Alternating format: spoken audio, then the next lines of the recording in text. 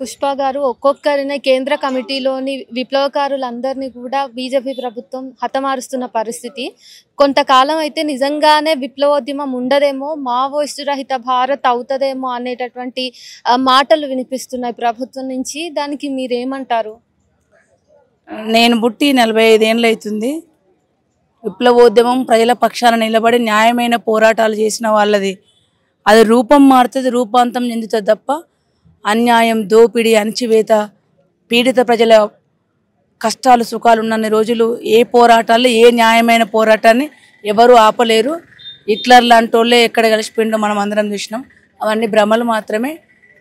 అవన్నీ ఆగాలి, అవన్నీ పోవాలి అంటే ప్రజల సమస్యలు తీరాలి, నిరుద్యోగం పోవాలి, ఉపాధి కల్పించాలి, భూమి లేని వాళ్ళకి భూమి కావాలి, గూడు లేని వాళ్ళకి గూడు కావాలి. ప్రజలకు ఏం కావాలనో అందరూ సమానంగా ఉన్నప్పుడే అవి పోతాయి తప్ప చనిపోయినంత మాత్రాన ఇంతకుముందు వేల మంది బిడ్డలు రైల కోసం ప్రాణాలు ఇచ్చిండ్రు. వాళ్ళు వేయనంత మాత్రాన ఆగలేదు. కొన్ని రోజులు అయితే మళ్ళీ రూపాంతరం చెందుతుంది తప్ప అది మారేది ఉండదు. ఆపరేషన్ కగార్ను ఆపేయాలి అని చెప్పేసి గత అంటే కొన్ని సంవత్సరాలుగా పేర్లు మారినప్పటికీ ఈ ఉద్యమం ఆగాలి, ఈ ఏరివేత ఆగాలి అని చెప్పేసి ప్రజా సంఘాలు కానివ్వండి, ఇంకా చాలామంది హ్యుమానిటేరియన్ గ్రౌండ్స్ నుంచి మాట్లాడుతున్నారు. ఎన్నో సభలు కండక్ట్ చేస్తున్నాం, ఎన్నోసార్లు వాయిస్ వినిపిస్తున్నాం, కానీ ప్రజలు ఎంత మాట్లాడినా, ప్రజా సంఘాలు ఎంత మాట్లాడినా ప్రభుత్వానికి చీమగుట్టినట్టు కూడా అవుతలేదు. ఇంతకీ నిజంగా ఇదంతా అయ్యే పనేనా?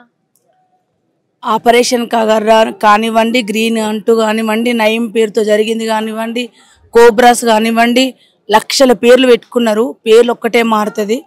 ప్రజల కోసం పనిచేసే వాళ్ళని చంపడానికి వాళ్ళు పెట్టుకున్న పేర్లు. అవి పేర్లు మార్చుకున్నంత మాత్రాన, చేసినంత మాత్రాన మారుతుందని నేను అనుకోవట్లేదు ఒక కళాకారినిగా. ఎందుకంటే వందల మంది బిడ్డలు ప్రజల కోసం పనిచేసిన వాళ్ళని చనిపోతే వాళ్ళ ముందు పాటలు పాడిన వాళ్ళము. అది ఎప్పటికీ జరగంది. ఈ దోపిడి పీడన అంతమైనప్పుడు మాత్రమే అది అంతమవుతుంది తప్ప అప్పటిదాకా వాళ్ళు ఏ పేరు పెట్టుకొని లక్షల మంది వేల మందిని సైన్యాలను వేసుకొని చంపేసినా అవి ఆగంది. ఇంట్లో ఉన్న కన్నబిడ్డే పిల్లే రూమ్లో వేసి కొడుతుంది, పుల్ అవుతుంది.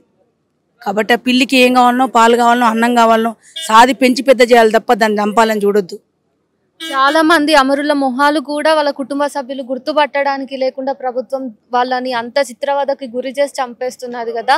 అంటే ఇంత పెద్ద ఎత్తున ప్రభుత్వం వీళ్ళని చంపడాన్నే లక్ష్యంగా ఒక డెడ్ లైన్ పెట్టుకునేంత అవసరము ప్రభుత్వాలకు ఎందుకు ఉందంటారు?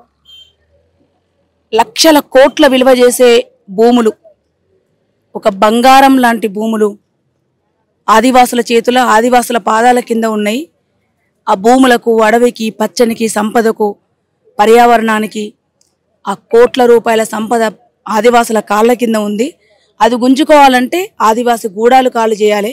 ఆదివాసి గూడాలు ఖాళీ చేయాలంటే వాళ్ళకు అండగా ఉన్న బిడ్డల్ని చంపాలి.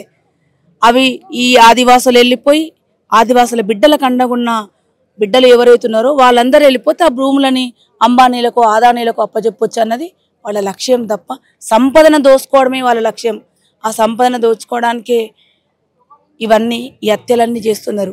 పిరికి పందలై ఎవరైనా ఇంతకుముందు చనిపోతే ఒక గంట సేపట్లనే పేపర్లో ఫోటో వస్తుండే. ఇప్పుడు మనం గణేష్ అన్నని చూస్తున్నాం.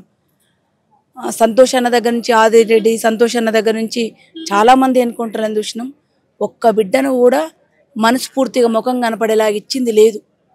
చనిపోయిన శవాలను చూసి నాకు పెద్ద కొంచెం ఈ మరణాలు, ఈ బాధలో నాకు కొంచెం సంతోషం ఏంటంటే చనిపోయినాక శవాలను చూసి కూడా భయపడుతున్నారు చూడు. వాళ్ళు ఎవరిని అంతం చేస్తారు, వాళ్ళు దేన్ని ఆపుతారు, ప్రజల కోసం ఏం చేస్తారు వాళ్ళు.